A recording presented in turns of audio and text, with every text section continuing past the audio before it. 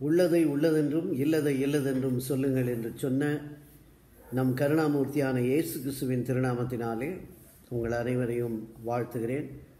மீண்டுமாய் இந்த ஐஓஜே தொலைக்காட்சியின் வாயிலாக இந்த வேத பாடத்தை நாம் துவங்க இருக்கிறோம். இந்த நாளிலே நாம் பார்க்க இருக்கின்ற பாடம் யாக்கோபின் போராட்டம். யாக்கோபு ஆண்டவரோடு கூட போராடிய அந்த ஓர் இரவு எத்தனை விதமான போராட்டமாக இருந்தது, அதனுடைய உள்ளார்ந்த பொருள் அர்த்தம் என்ன, வேதம் நமக்கு என்ன சொல்லுகிறது, இதை நாம் இந்த நாளிலே தியானிப்போம். இந்த போராட்டத்தின் காரியம் ஆதியாகமம் 32ஆம் அதிகாரத்திலே நாம் பார்க்கிறோம். ஆதியாகமம் 32ஆம் அதிகாரத்திலே 22ஆம் வசனத்திலிருந்து 32ஆம் வசனம் வரை உள்ள இடத்திலே இந்த சம்பவத்தை நாம் பார்க்கலாம். யாக்கோபு தனது குடும்பத்தினரை வரிசைப்படுத்திய பின்பே அந்த யாப்போக்கு எனும் ஆற்றினை கடக்க செய்துவிட்டு தான் மட்டும் தனித்திருந்தார் என்று இந்த ஆதியாகமம் 32ஆம் அதிகாரம் 22 24 யாப்போக்கு என்கிற ஆற்றினை கடந்த யாக்கோபு. யாக்கோபு கடந்த ஆற்றின் பேர் யாப்போக்கு. யாப்போக்கு என்பதற்கு கடந்து போகுதல் அல்லது வெறுமையாக்குதல், எம்டியிங் மை செல்ஃப், அல்லது போராடுதல். இந்த மூன்று அர்த்தம் அந்த யாப்போக்கு என்கின்ற ஆற்றின் பெயருக்கு பொருள். இந்த மூன்று காரியங்கள், ஒன்று வெறுமையாக்குவது, இன்னொன்று கடந்து போகுதல். அந்த இரவை அவர் கடப்பதற்கு எவ்வளவு கடினமாய் இருந்தது என்பதை நாம் இந்த அதிகாரத்திலே நாம் பார்க்கிறோம். இந்த யாப்போக்கு ஆற்றினை குறித்து எண்ணாகமம் 21ஆம் அதிகாரம் 24ஆம் வசனத்திலும் உபாகமம் 3:16 நாம் அதை பார்க்கலாம். இந்த யாப்போக்கு என்கின்ற ஆற்றை குறித்த வசனம் அங்கே வருகிறது. இன்றும் அது ஜெர்கா அல்லது நீல நதி என்று யோர்தான் நதியினுடைய கிளை நதியாக இன்றும் இருக்கிறது, இன்றும் சொல்லப்படுகிறது. எது? இந்த யாப்போக்கு. ஆனால் இன்றைக்கு அது அழைக்கப்படுகிற பெயர் ஜெர்கா நதி அல்லது நீல நதி, ப்ளூ ரிவர். எதற்காக இந்த தனிமை? அவருக்கு வெறும் பயம் மட்டும் காரணமா? அப்படி இருந்தால் தன் குடும்பத்தினரை அனுப்பிவிட்டு எதற்கு தனியாக நிற்க வேண்டும்? அவர் தனிமைப்பட்டு இருக்க வேண்டிய அவசியம் என்ன? குடும்பத்தினரை அனுப்பிவிடுகிறதாகத்தான் நாம் இங்கே பார்க்கிறோம். அப்போது அவர் எல்லாரையும் அனுப்பிட்டு 22ஆம் வசனம் பாருங்கள். ராத்திரியில் எழுந்திருந்த தன் 2 மனைவிகளையும் தன் 2 பணிவிடைக்காரிகளையும் தன்னுடைய 11 குமாரரையும் கூட்டிக் கொண்டு யாப்போக்கு என்கிற ஆற்றின் துறையை கடந்தான். 24ஆம் வசனம் பாருங்க. யாக்கோபு பிந்தி தனித்திருந்தான். பிந்தி தனித்து இருந்தது. கர்த்தர் ஒரு தனி இடத்தை நமக்கு கொடுக்கிறார். போராட்டம் என்கின்ற சூழலிலே நாம் சிக்கினாலும், போராட்டத்திற்குள்ளாக நாம் இருக்க வேண்டிய நிர்பந்தத்திற்கு ஆளானாலும் ஒரு தனி இடத்தை கர்த்தர் நமக்கு குறித்திருக்கிறார். இங்கே யாக்கோபும் அவராக போய் அங்கே இருந்ததாக நாம் நினைத்துவிடக்கூடாது. வழிநடுக வரும்போது அநேக இடங்கள் இருந்திருக்கலாம். ஆனால் இந்த குறிப்பிட்ட ஆற்றின் அருகேதான், இங்கே ஆற்றிற்கு வைக்கப்பட்ட அந்த பெயருக்கு ஒரு அர்த்தம். அப்போ இது நாம் எண்ணாகமம் புத்தகத்திலேயே இந்த ஆற்றின் பெயரை நாம் பார்க்கிறோம். அப்போ இந்த ஆற்றிற்கு கொடுக்கப்பட்ட அந்த அர்த்தம் என்ன என்பது, இவர் இங்கு வருவதற்கு முன்பாகவே அந்த அர்த்தத்தோடு தான் அந்த ஆறு இருக்கிறது என்று அர்த்தம். ஏனென்றால் இதை உபாகமம் புத்தகத்திலும் எண்ணாகமம் புத்தகத்திலும் நாம் இந்த ஆற்றினை குறித்த பெயர், இங்கு வந்துதான் இந்த ஆற்றிற்கு பெயர் என்று நாம் எடுத்துக்கொள்ள முடியாது. இது என்னுடைய கருத்து. ஆகையால் அங்கே அந்த ஆற்றிற்குத்தான் அவர் வர வேண்டும் என்பது கர்த்தருடைய சித்தமாக இருந்தது. ஒரு தனிமையான இடத்தை, போராட்டம் என்று வரும்போது ஒரு தனி இடத்தை நமக்கு கர்த்தர் அளிக்கிறவராக இருக்கிறார். கடந்து போவதற்கு நாம் முதலில் வெறுமையாக்க நாம் வெறுமையாக வேண்டும். இன்னொன்று, இந்த 3 அர்த்தத்தையும் பார்க்கும்போது வெறுமையாக்க, போராட, கடந்து போக ஒரு இடம், நம்மை வெறுமையாக்கி கொள்ள ஒரு இடம், கர்த்தரோடு போராட ஒரு இடம், நம் வாழ்க்கையில் எந்த பிரச்சனை என்று நாம் திகைத்து நிற்கிறோமோ அதை கடந்து போவதற்கு ஒரு இடத்தை கர்த்தர் முன்குறித்திருக்கிறார். ஏசாவுடன் போராட்டத்திற்கு பயந்து 20 வருடங்கள் கழித்து தனது ஊருக்கு திரும்பும் யாக்கோபு பயந்து அவனை எதிர்கொள்வது எப்படி என்பதை அறியாமல் திகைத்து கலங்கி நிற்கின்ற வேளையில் அவர் கர்த்தரை நோக்கி வேண்டுதல் செய்து ஜெபிக்கின்ற ஒரு இடம். இதற்கான வழியை தேடி அங்கே மன்றாடுகிற ஒரு நிலைமை. ஏனென்றால் இன்னும் அவர் தன்னுடைய சுயபலத்தினை நம்பி நிற்பதினால் வந்துள்ள ஒரு சஞ்சலமான ஒரு சூழல். அவருடைய அந்த மாமன் லாபானை மேற்கொள்ள ஆண்டவர் துணை நின்றதை மறந்து, ஏனென்றால் அந்த போராட்டத்தையும் அவர் வென்று அதை மேற்கொண்டுதான் இங்கே வந்திருக்கிறார். அப்போ அங்கே கர்த்தர் அவரோடு துணையாக நின்றதை மறந்துவிட்டு கர்த்தர் அவருக்கு ஞானத்தை கொடுத்து தனது அந்தஸ்தை உயர்த்தி கொண்டு வெளியேறியதை, ஏனென்றால் அந்த ஆடுகளை அது பொலியச் செய்து அந்த மந்தைகளை கூட்டி அவர் அந்த அவ்வளவு பெரிய அந்தஸ்தை பெற்றுக்கொண்ட பின்பு அந்த பிரித்து கொண்டு இருவரும் தங்களுடைய சொத்தை பிரிக்கின்ற ஒரு சூழல் வந்து, உனக்கானதை நீ எடுத்துக்கொள், எனக்கானதை நான் எடுத்துக்கொள்கிறேன் என்றெல்லாம் சொல்லி அந்த இடத்திலும் ஞானமாய் நடந்து அந்த அவ்வளவு பெரிய ஐஸ்வர்யத்தை, அந்த பெரிய ஒரு அந்தஸ்தை பெற்றுக்கொள்ளும் போதும் கர்த்தருடன் இருந்தார். தம்மை அங்கிருந்து செல்லும்படி அனுப்புகிறவரும் அதே கர்த்தர் தான் என்பதையும் மறந்து நிற்கின்ற நிலையில் அந்த யாப்போக்கு. கடந்த காலங்களையெல்லாம் மறந்து விடுகிறோம். அந்த ஒரு ராத்திரி பெரிதாக தெரியும், அந்த ஒரு தனிமை பெரிதாக தெரியும், அந்த ஒரு சூழ்நிலை பெரிதாக தெரியும். ஆனால் கடந்து வந்த பாதையை யோசிக்கும் போதுதான் அது எவ்விதமாய் கர்த்தர் வழி நடத்தி வந்தார், இன்றைக்குத்தான் இந்த யாப்போக்கு என்பதை நாம் கூட பல சமயங்களிலே மறந்து விடுகிறோம். இங்கே அவர் ஆண்டவரோடு போராடினார். he was wrestling with God அப்படின்னு வேதத்தில் பார்க்குறோம்.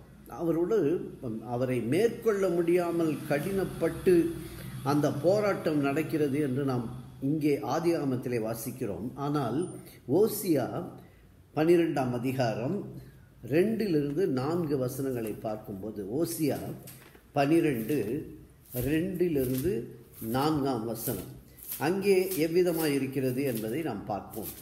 அங்கே இதே காரியத்தை ஓசியா அங்கே விளக்குவதை நாம் பார்க்கலாம். அங்கே எவ்விதமாக சொல்லுகிறார், இந்த இரவு நடந்த இந்த போராட்டத்தை குறித்து கர்த்தருக்கு வழக்கு இருக்கிறது. அவர் யாக்கோபை அவன் வழிகளுக்கு தக்கதாக விசாரிக்க போகிறார். அவன் கிரியைகளுக்கு தக்கதாக அவனுக்கு நீதியை சரி கட்டுவார். அவன் தாயின் கர்ப்பத்திலே தன் சகோதரனுடைய குதிகாலை பிடித்தான். தன் பலத்தினால் தேவனோட போராடினான். அவன் தூதனானவரோடு போராடி மேற்கொண்டான். அழுது அவரை நோக்கி கெஞ்சினான்.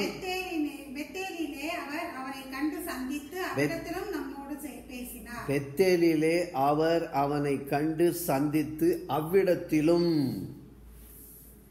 நம்மோடே பேசினார் என்று இவர் சொல்லுகிறார். அங்கே அழுது அவரை நோக்கி கெஞ்சினான் என்று இங்கே ஆதியாகமத்திலே அப்படி அந்த குறிப்பு இல்லை, இந்த விவரம் இல்லை.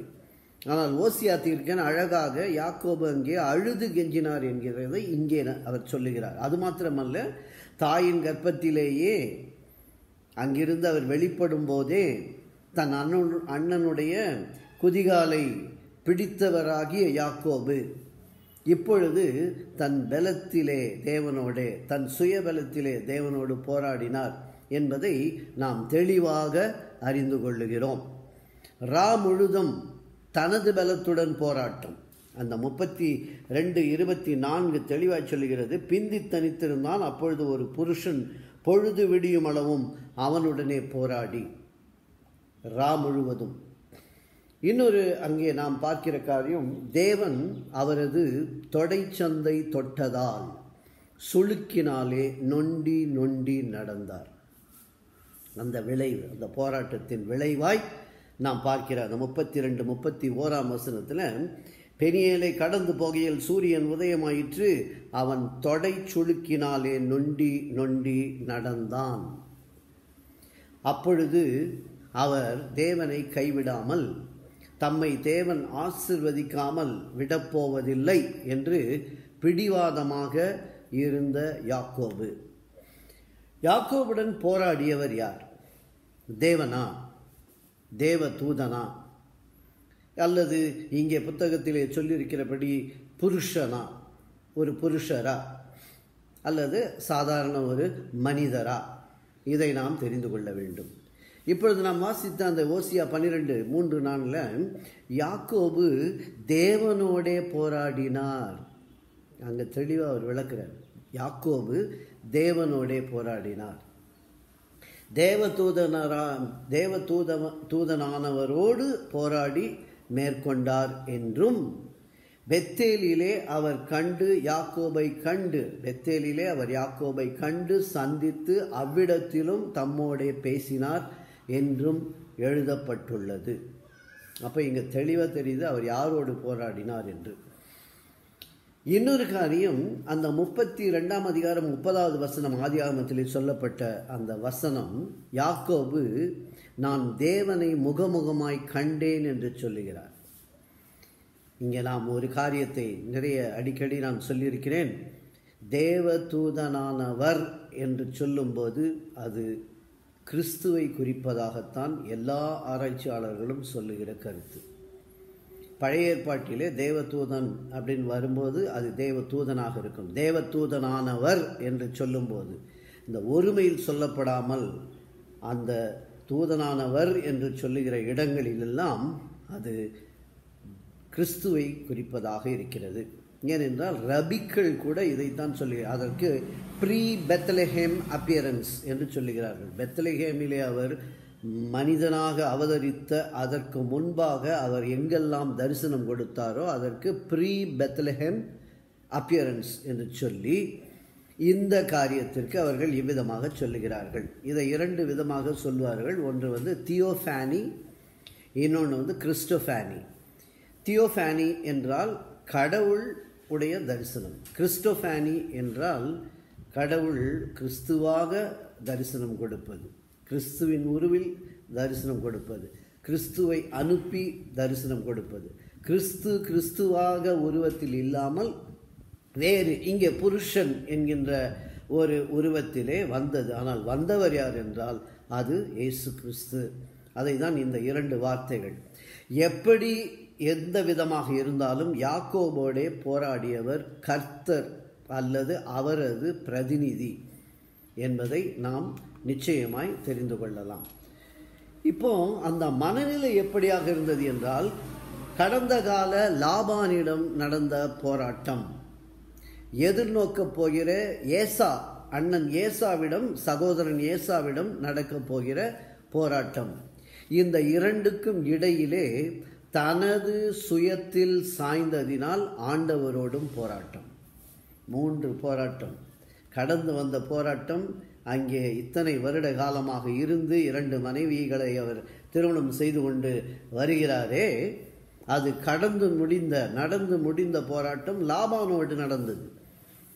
இப்போ எதிர்நோக்க போகிறது, ஏசா என்ன செய்வானோ, ஏசா என்னிடத்தில் எப்படி நடந்து கொள்வானோ, என்னை எப்படி வரவேற்பானோ, என்னை எப்படி எதிர்பட்டு வருவானோ, அந்த போராட்டம், எதிர்நோக்கி இருக்கும் போராட்டம். இந்த 2ற்கும் இடைப்பட்ட இந்த இரவு யாப்போக்கு ஆற்றிலே, அந்த ஆற்றங்கரை ஓரத்தில் நடக்கிறது என்ன என்றால், தன்னுடைய சுயபலத்தினால், தான் சுயமாய் சிந்தித்ததினால், தன்னுடைய சுய புத்தியில் சாய்ந்ததினால் கர்த்தரோடும் போராட்டம். ஹல்லேலூயா. கர்த்தர் யாக்கோபிற்கு ஒரு காரியத்தை உணர்த்தவே அவரை சந்தித்தார். மற்ற போராட்டங்களில் கர்த்தர் ஆண்டவரோடு இணைந்தே, யாக்கோபு ஆண்டவரோடு இணைந்தே போராடினார். மற்ற இடங்கள்லாம் பாருங்கள், எல்லா இடத்துலையும் ஆண்டவரோட துணையோடு கூட தான் நடந்தது மற்ற போராட்டங்கள் எல்லாம். ஆனால் இப்பொழுது தான் மட்டும் தனியே போராடுகிறார். அந்த போராட்டம் கர்த்தரோடு என்பதுதான் இங்கே விந்தை. அந்த தனிமையிலே செய்கிற அந்த போராட்டம் கூட அது கர்த்தரோடே நடந்தது. கர்த்தரிடமே அந்த போராட்டம் என்பதுதான் இங்கே விந்தையான ஒரு காரியம். இந்த போராட்டத்தில் நாம் ஒரு காரியத்தை கவனிக்க வேண்டும். யாக்கோபு தானாக சென்று ஆண்டவருடனோ அல்லது அந்த மனிதருடனோ போராடவில்லை. மாறாக அந்த புருஷன் என்று சொல்லக்கூடிய அவரே யாக்கோபுடனே வந்து பொழுது விடியும் அளவும் போராடினதாக வேதம் தெளிவாய் சொல்லுகிறது. இவர் சென்று போராடவில்லை, அவர் வந்து இவரோடு போராடினார். ஹல்லேலூயா. இந்த போராட்டம் எங்கு தொடங்குகிறது என்றால் அதை கர்த்தர் தொடங்குகிறார். இதை நாம் 32:24 வசனத்தில் பார்த்தால், ஒரு புருஷன் பொழுது விடியும் அளவும் அவனுடனே போராடி, ஆண்டவரே அந்த புருஷரை ஏவி அருளினார் என்பதை நாம் இங்கே அறிந்து கொள்ளலாம். அதிலும் அந்த புருஷர் யாக்கோபை மேற்கொள்ளவில்லை என்பதும் நமக்கு வியப்பான ஒரு காரியம். அங்கே அவர் யாக்கோபை மேற்கொள்ளவில்லை. அப்படியானால் கடவுளுக்கோ அல்லது அந்த புருஷருக்கோ அல்லது தேவ தூதராக சொல்லுகிற அவருக்கோ யாக்கோபை மேற்கொள்ள முடியாமல் போவது சாத்தியமா? கடவுள்தான் போராடினார் என்றால் ஏன் அவரால் மேற்கொள்ள முடியவில்லை? கடவுளாலேயே யாக்கோபை மேற்கொள்ள முடியவில்லையா? இது ஒரு கேள்வி. யாக்கோபுடன் போராடிய அந்த தூதனானவர் அவரை மேற்கொள்வது, அதாவது யாக்கோபை மேற்கொள்வது ஒரு பெரிய காரியம் அல்ல. எந்த நிமிடத்திலும் அவரை மேற்கொள்ள அவரால் முடியும். எந்த நிமிடத்திலும் யாக்கோபை மேற்கொள்ள அவரால் முடியும். ஆனால் இங்கே ஏன் அப்படி நடக்கிறது என்று பார்க்கும்போது ஒரு வசனத்தை நாம் ஆராய்ந்து பார்க்கலாம். 1 கொரிந்தியர் 1:25 இவ்விதமாய் சொல்லுகிறது. என்ன சொல்லுகிறது? கடவுளுக்கு பலவீனமானது, த ஃபூலிஷ்னஸ் ஆஃப் காட் அப்படின்னு வரும் அந்த வசனம். அது பார்த்தீங்கன்னா அங்கே பலவீனம் என்று கர்த்தருக்கு சொல்லப்படுகிறது. கர்த்தருக்கு என்ன பலவீனம்? 1 கொரிந்தியர் 1 தேவனுடைய பைத்தியம், தமிழில் பைத்தியம் என்று சொல்லப்படுகிறது. ஆனால் ஆங்கில வேதாகமத்தில் அது ஃபூலிஷ்னஸ் என்று சொல்லப்பட்டிருக்கும், வீக்னஸ் என்று ஒரு இடத்தில் சொல்லப்பட்டிருக்கும். இந்தபடி தேவனுடைய பைத்தியம் எண்ணப்படுவது மனுஷருடைய ஞானத்திலும் அதிக ஞானமாய் இருக்கிறது. பாருங்க, இந்த தேவனுடைய பைத்தியம் என்று சொல்லப்படுவது மனுஷருடைய ஞானத்திலும் அது அதிக ஞானம் உள்ளது. அப்பனா என்ன அர்த்தம்? மனிதன் எதையெல்லாம் அதை பைத்தியமாக நினைக்கிறானோ அதை விட, அவன் கொண்டிருக்கிற ஞானத்தை விட அந்த பைத்தியக்காரமான காரியம் மிகவும் அதிகமானது, ஞானம் உள்ளது, அதிக ஞானம் உள்ளது. அதே போல் வீக்னஸ் அப்படின்னு பார்த்தீங்கன்னா, எதை மனிதன் இது வீக்னஸ் என்று நினைக்கிறானோ, இயேசு கிறிஸ்து சிலுவையில் அறையப்பட்டு தொங்கிக் கொண்டிருக்கும் போது, நீ மேசியாவாக இருந்தால் நீயே இறங்கி சிலுவையை விட்டு இறங்கி வா அப்படின்னு சொன்னாங்க. அப்போ அதோட அர்த்தம் என்ன? இவர்களுக்கு அது பைத்தியமானதாக தெரிந்தது. யாரு? இயேசு கிறிஸ்து சிலுவையில் தொங்கிக் கொண்டிருந்தது பைத்தியமாக தெரிந்தது. அதை தான் இங்கே இதே ரோமர் 1 இதே கொரிந்தியர் 1:28 சிலுவையை பற்றிய உபதேசம் கெட்டு போகிறவர்களுக்கு பைத்தியமாய் பவுலடிகளார் தெளிவாக சொல்லுகிறார். அதுபோல தான் இங்கே ஏன் அவரால் மேற்கொள்ள முடியவில்லை என்றால், அவரால் முடியாமல் எல்லாம் ஒன்று இல்லை. அங்கே அவருக்கு பலவீனமாய் அவர் காண்பிக்கிற காரியம் எது என்றால், மக்கள் பார்க்கும்போது, அவரை அறியாதவர் பார்க்கும்போது, அவரை புரிந்து கொள்ள முயற்சி செய்கிற மக்களுக்கு இல்லை, அவரை அறிந்து கொள்ளாமல் அவருடைய பலத்தை புரியாதவர்கள் என்ன சொல்லுவார்கள்னா, ஏன் இப்படி நடந்தது, என்ன இவருக்கே முடியவில்லையா என்று நினைக்கும் போது அந்த பலவீனம் அது நம்முடைய பார்வையில் அப்படி தெரியும், அது அவருக்கு பலவீனம் அல்ல. இதை தான் நாம் 1 கொரிந்தியரிலே நாம் தெளிவாக அங்கே பார்த்தோம். இங்கே அவர் விடியும் வரை காத்திருந்ததாகவும் குறிப்பிடப்பட்டுள்ளது. எதற்காக? இவருக்காக அவர் விடியும் அளவு காத்திருக்க வேண்டும். அந்த காத்திருப்பு எதை சொல்லுகிறது? கர்த்தர் யாக்கோபின் விசுவாச வளர்ச்சிக்கு அவருடனான போராட்டம் தேவையாக இருந்ததை அறிந்தவராகையால் இப்படியாக நடந்தது. அந்த கர்த்தர் யாக்கோபின் விசுவாச வளர்ச்சிக்கு அவருடனான போராட்டம் தேவையாக இருந்ததை அறிந்தவராகையால் இப்படியாக நடந்தது. சங்கீதம் 18 சங்கீதம் 26 வசனத்தில் பார்க்கும்போது, புனிதனுக்கு நீர் புனிதராகவும், புனிதனுக்கு நீர் புனிதர், மாறுபாடுள்ளவனுக்கு நீர் மாறுபாடுகிறவராகவும், மாறுபாடுள்ளவனுக்கு மாறுபடுகிறவராக தோன்றுவார். அப்போ அவங்களுடைய பெர்செப்ஷன், யார் பார்க்கிறார்களோ யார் காண்கிறார்களோ அவர்களுடைய எண்ணம் எவ்விதமாக இருக்கிறதோ அப்படித்தான் அது தெரியும். அப்போ மாறுபாடு உள்ளவனாக இருக்கிறவனுக்கு அவர் மாறுபடுகிறவராகத்தான் தெரிவார். புனிதராக நாம் பார்க்கும்போது அவர் புனிதராக தெரிவார். அப்படித்தான் இங்கே இந்த பலவீனம் மேற்கொள்வது என்பது இது அவருடைய பெர்செப்ஷன் கிடையாது, யாக்கோபுடைய பெர்செப்ஷன். அப்போ ரோமர் 8:6 அதுலேயும் பார்த்தீங்கன்னா இதே விதமாக சொல்லப்படுகிறது. என்ன சொல்லப்படுகிறது? மாம்ச சிந்தை மரணம், ஆவியின் சிந்தையோ ஜீவனும் சமாதானமும். அப்போ மாம்சீக சிந்தையில் தான் இப்படி தெரியும், இது மேற்கொள்ள முடியாமல் போய்விட்டது, கர்த்தரே கைவிட்டு விட்டார், கர்த்தராலேயே முடியவில்லை என்றெல்லாம் பேசுவது அது மாம்சீக சிந்தை. யாக்கோபு தனது சுயபலத்தினை சார்ந்திருப்பதை விட்டு வருவதற்கு தேவதூதனானவர் இடம் கொடுத்தார் என்று அறிந்து கொள்ள வேண்டும். He gave a place to make Jacob realize that. யாக்கோபு அதை புரிந்து கொள்வதற்கு he is giving time. இரவு முழுவதும் போராடினார்னா முடியாமையா போராடினாரு? இன்னும் take your own time, take your own time, understand me, take your own time, understand me. ஒவ்வொரு சமயமும் நாம் போராட்டத்தில் ஈடுபடும் போது கர்த்தர் அதை தான் செய்கிறார். எப்படி செய்கிறார்? ஏன் இந்த போராட்டம் அதிகரிக்கிறது என்றால் அந்த போராட்டத்தின் நீளமாக அதனுடைய அர்த்தம் என்ன என்றால் நாம் அவரை இன்னும் புரிந்து கொள்ளவில்லை. அவருடைய அன்பை புரிந்தவுடன் அந்த பிரச்சனை தீர்ந்துவிடும். நீ அவருடைய அன்பை புரிந்து கொள்ளாதவரை போராட்டம் தொடருவதாகவே தான் தெரியும்.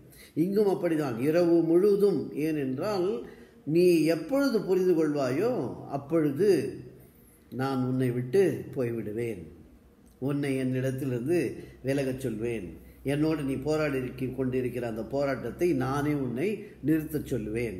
ஆனால் நீ என்னை புரிந்து கொள்ள வேண்டும். அழைத்தது நான் என்று புரிந்து கொள்ள வேண்டும், அனுப்பியது நான் என்று புரிந்து கொள்ள வேண்டும், திரும்ப வரவழைத்தது நான் என்று புரிந்து கொள்ள வேண்டும், சகல நன்மைகளையும் உனக்கு செய்தது நான் என்பதை நீ புரிந்து கொள்ள வேண்டும் என்று யாக்கோபுக்கு பாடம் நடந்த இரவுதான் அந்த போராட்ட இரவு. அந்த இரவு முழுவதும் போராட்டம். ஆனால் அது கர்த்தர் நடத்திய பயிற்சி அல்லது பாடம். நாம் விசுவாசம் உள்ளவர்களா என்பதை நாம் அறியாதவரை போராட்டம் இருந்து கொண்டே இருக்கும். இப்போ இந்த இரவு முழுவதும் நடந்த போராட்டத்தின் முடிவில் யாக்கோபின் தொடை சந்தை தொட்டார். அதாவது அந்த பால் அண்ட் சாக்கெட் என்றாங்களே அதுதான் அது. ஆக்சுவலாக தொடைச்சந்து என்பது அந்த கால் எலும்பும் இடுப்பு எலும்பும் இணைகிற இடத்திலே இருக்கின்ற அந்த பால் அண்ட் சாக்கெட்னு சொல்கிறோமே, அதை தான் அங்கே குறிப்பிடப்படுகிறது. சாதாரண ஒரு தொடுதலில் யாக்கோபை வீழ்த்த கடவுளால் முடியும் என்பதை யாக்கோபையே அறிந்து கொள்ளவும் வைத்தார். அவரையே அறிந்து கொள்ள வைத்தார். சும்மா நான் அப்படி தொட்டுட்டேன்னா போதும்பா, நீ இனிமேல் உன் நடையே மாறிடும். இப்படியாக யாக்கோபை நிர்பந்தப்படுத்தி உண்மையான விசுவாசத்தை கொள்ளும்படியாக மாற்றினார்.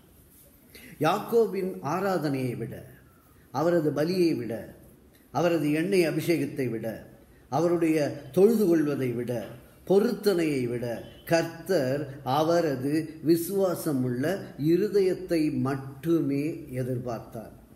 அங்கே அவர் எதிர்பார்த்த போராட்டத்திற்கு காரணம் என்ன என்றால், நாளை நான் சொன்னது படி நீ சென்று பொருத்தனை செய், நீ அங்கே அபிஷேகம் செய், நீ அங்கே இதையெல்லாம் உன்னுடைய தொழுகையை நீ அங்கே பெத்தேலிலே நடத்து என்பதற்காக அல்ல.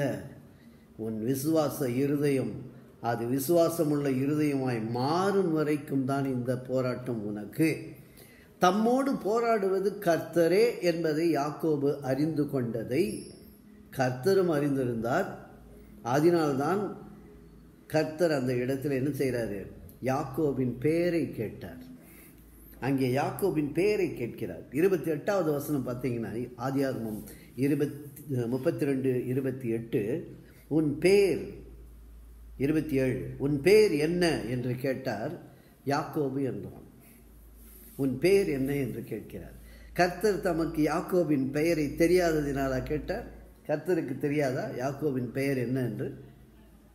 யாக்கோபுக்கு தனது பெயர் தெரிகிறதா என்பதற்காகத்தான் அந்த கேள்வி. புரியவில்லையா? யாக்கோபுக்கு அவனது பெயரே அவனுக்கு ஞாபகம் இருக்கிறதா என்பதை கர்த்தர் அங்கே சோதித்து பார்த்தார். ஏன்? பழைய 27ஆம் அதிகாரம் 18-19 ஆதியாகமம் 27:18-19 பார்த்தால் அங்கே நமக்கு அந்த விளக்கம் தெரியும். அவன் தன் தகப்பனிடத்தில் வந்து என் தகப்பனே என்றான். அதற்கு அவன் இதோ இருக்கிறேன், நீ யார் என் மகனே என்றான். அப்பொழுது யாக்கோபு தன் தகப்பனை நோக்கி நான் உமது மூத்த மகனாகிய ஏசா. அதான் அன்று அந்த இடத்திலே அங்கே தந்தை இடத்திலே அவர் பெயரை மாற்றி சொன்னார். தன்னுடைய பெயரை பொய் சொல்லி தன்னுடைய பெயருக்கு பதிலாக தன் அண்ணனின் பெயரை சொன்ன அதே யாக்கோபு. ஆகையால் இங்கே கர்த்தர் கேட்கிறார், உங்கள் அப்பா கிட்ட சொன்னியா அதே மாதிரி என்கிட்ட சொல்கிறியா இல்லையான்னு பார்க்குறேன். உன் பேர் என்னப்பா? இங்கே போராட்டத்தின் நேரத்திலே அது உண்மையான பெயர் வெளியே வந்து விட்டது. போராட்டத்தின் சூழலில் நான் பாவி என்று ஒப்பு கொடுத்து விடுவேன். போராட்டத்தின் சூழலில் நான் செய்த பாவத்தை அறிக்கையிடுவேன். போராட்டத்தின் சூழலில் தான் நான் உண்மையாகவே யார் என்பதை சொல்லிவிடுவேன். போராட்டத்தின் சூழலில் தான் நான் உண்மையிலேயே உமக்கு முன்பாக யார் என்பதை சொல்லுவது மனிதனுக்கு பழக்கமாயிருக்கிறது. இங்கும் அப்படித்தான். அங்கே அந்த சேஷ உத்திரவாதத்தை வாங்க வேண்டும் என்கின்ற அந்த சூழலும் அந்த ஆசீர்வாதத்தை தந்தையிடமிருந்து பெற்றுக்கொள்ள வேண்டும் என்று என்றபோது அந்த தந்தை கேட்கிறார், மகனே நீ யார்? கண் தெரியாத தந்தை, வயது சென்ற காலத்திலே அங்கே அவர் இருளடைந்து போன அந்த பார்வை அங்கே கேட்கிறார், நீ யார் என்று. நான் உமது மூத்த மகன் ஏசா என்று சொன்னார். இங்கே கர்த்தர் திரும்பவும் அதே கேள்வியை கேட்கிறார், நீ யார் என்று. யாக்கோபு என்று பதில் சொன்னார். உம்முடைய தேவனாகிய கர்த்தர் எனக்கு நேரிட பண்ணினார் என்ற பதிலை நினைவூட்ட பெயரை கேட்டார். ஏனென்றால் ஆதியாகமம் 27:20 பாருங்க, அங்கே என்ன சொல்றாருன்னு. ஆதியாகமம் 27. அப்பொழுது ஈசாக்கு தன் குமாரனை நோக்கி, என் மகனே இது உனக்கு இத்தனை சீக்கிரமா எப்படி அகப்பட்டது என்றான். அவன் உம்முடைய தேவனாகிய கர்த்தர் எனக்கு நேரிட பண்ணினார் என்றான். எப்படி பார்த்தீங்களா? அடுத்தது யார் பேரை சொல்றாரு? தேவனாகிய கர்த்தர். உனக்கு எப்படிப்பா இவ்வளோ சீக்கிரம் இதெல்லாம் கிடைச்சிது? சமைத்து கொண்டு வந்து, ஏனென்றால் தாய் சமைத்து கொடுக்கிறாள், கொண்டு வந்து தந்தையிடம் கொடுத்து அந்த ஆசீர்வாதத்தை பெற்றுக்கொள்கிறார். தந்தைக்கு சந்தேகம், ஏனென்றால் காட்டிற்கு சென்று வேட்டையாடி அடித்து கொண்டு வந்து சமைத்து வர வேண்டுமே, அதற்குள் உனக்கு எப்படி கிடைத்தது அப்படின்னா உடனே அதுக்கு ஒரு பொய். என்ன சொல்றாரு? உம்முடைய தேவனாகிய கர்த்தர் எனக்கு நேரிட பண்ணினார். அதெல்லாம் தான் இப்போ ரிப்பீட் ஆகுது. இங்கே ஆண்டவர் இவரிடத்திலே கேட்கும்போது அதன் பின்பே பாருங்க, இந்த கேள்வி உன் பெயர் என்ன என்று கேட்ட பின்பு அவன் வாயிலிருந்து அவனுடைய பெயரை சொன்ன பின்பு அந்த பெயரை மாற்றினார். கர்த்தருக்கு தெரியும் அவனுடைய பெயர் யாக்கோபு என்று. ஆகையால் இனி நீ யாக்கோபு என்று அழைக்கப்பட மாட்டாய் அப்படின்னு சொல்லாமல் முதல்ல உன் பேர் என்னன்னு சொல்லுன்னார். நாம் யார் என்பதை தெரிந்து கொள்ளாமல் நம்மை மாற்றுவது கர்த்தர் அல்ல. நாம் யார் என்பதை நாமே அறிக்கையிடாமல் நம்மை மாற்றிவிட மாட்டார். நாம் யார் என்பதை அவரிடத்திலே தெளிவாய் சொல்லாமல், அவர் விசாரிக்கையிலே நான் ஒளிந்து போகாமல், அவர் விசாரிக்கையிலே நான் உண்மையும் உத்தமமாய் சொல்லும் போதுதான் அவர் என்னை மேன்மைப்படுத்துகிற கர்த்தராக இருக்கிறார். என்னுடைய பெயரையே மாற்றுகிறவராக அவர் இருப்பதை நாம் பார்க்கிறோம். அதனால தான் இங்கே கர்த்தரை பிடித்திருந்த பிடியை விட்ட யாக்கோபு ஆவிக்குரிய பிடியினை பற்றி கொண்டார். அந்த மேற்கொள்ள முடியாமல் அந்த போராட்டம் நடக்குது. அங்கே அந்த புருஷரோடு நடந்த போராட்டத்திலே அந்த பிடியை அப்படி விட்ட யாக்கோபு அந்த பிடியை விட்ட உடனே எதை பிடிச்சிட்டாரு?